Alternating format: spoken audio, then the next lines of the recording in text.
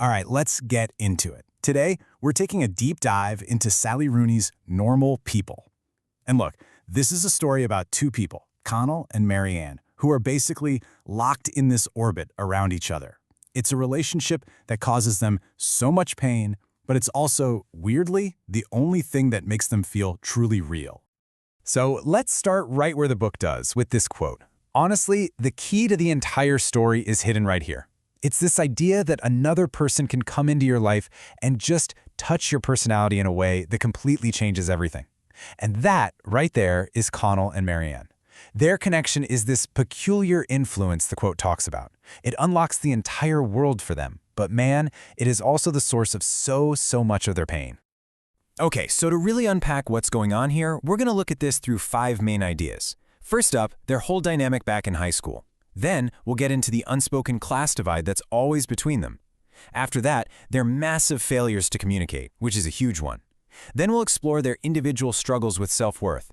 And finally, we'll try to answer the big question, what does it even mean to be normal people? All right, first up, 2 worlds, 1 room. This is all about the paradox of Connell and Marianne. We're starting with the story does, in this small town called Carrickley. And here, you've got these 2 people living in completely different social universes that just so happen to collide in one single room. I mean, on the outside, in high school, they could not be more different. You've got Connell, who's at the absolute top of the social food chain. He's the popular football star, everybody loves him. And then you have Marianne.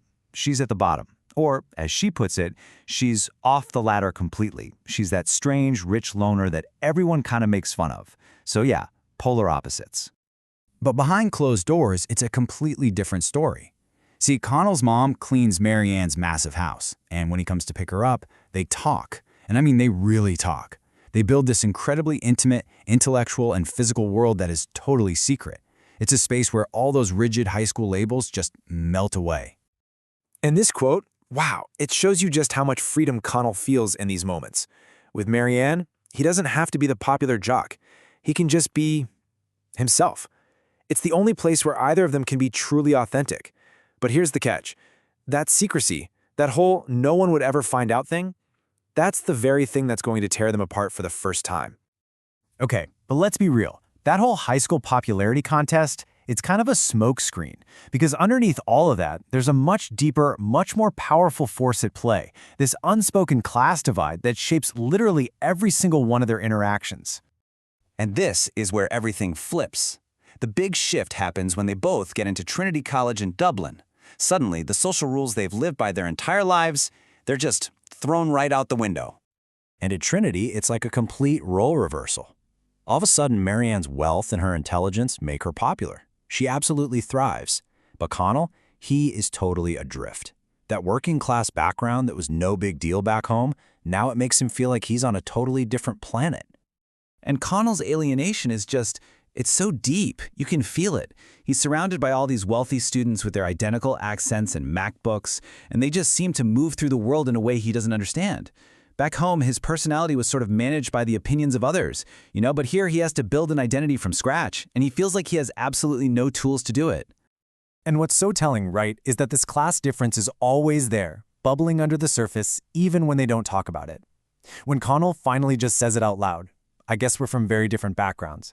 Marianne's response, maybe I should think about it more. I mean, that just says everything about her own privilege. It's this invisible wall that they are constantly, painfully bumping up against. Which brings us to what is basically the engine of this entire story, their constant crushing failure to just communicate. Almost every single time they break up, it comes down to a simple but devastating inability to say what they actually feel and what they actually mean.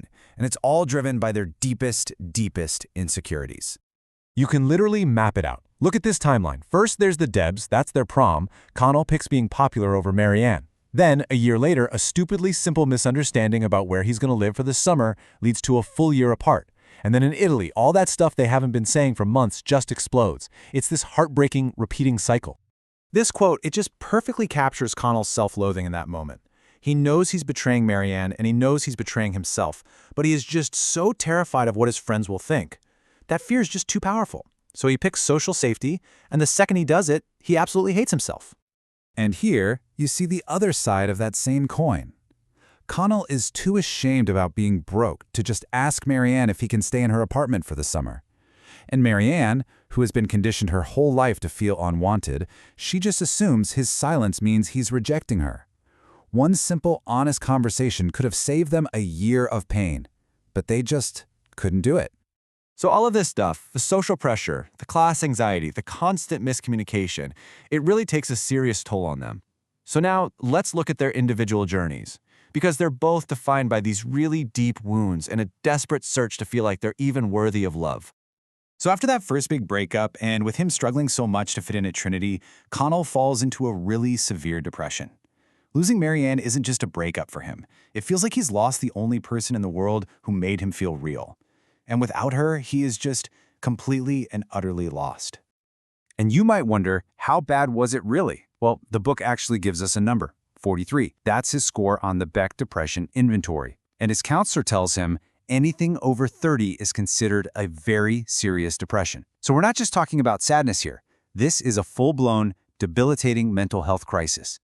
And Marianne's struggle, well, it's just as deep. There's this one moment of just heartbreaking vulnerability where she says what she's always feared, that there's something wrong with her, that she's fundamentally unlovable. And this belief, it comes from a whole lifetime of abuse from her own family. And this deep feeling of worthlessness, it creates this really destructive pattern in her life. She keeps finding herself in relationships with men who treat her badly because deep down, she thinks that's what she deserves. So when she's actually faced with real, genuine love and care, like with Lucas in Sweden, she just panics and runs away. It just doesn't fit the story she tells herself about who she is. So, after all that, where does this leave us? What is this book really trying to say about what it even means to be a normal person? And this, right here, is the absolute heart of their connection. Because for all the pain they cause each other, they're also each other's salvation. He's the only one who ever saw past her awkwardness to see how brilliant she was.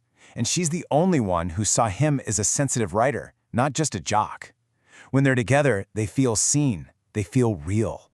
There's this quote at the end that is maybe the most beautiful metaphor in the whole book. It just perfectly captures their relationship. You know, it's not neat, it's not perfect, it's messy and twisted and sometimes really painful, but they are fundamentally, completely intertwined. They can't grow without each other.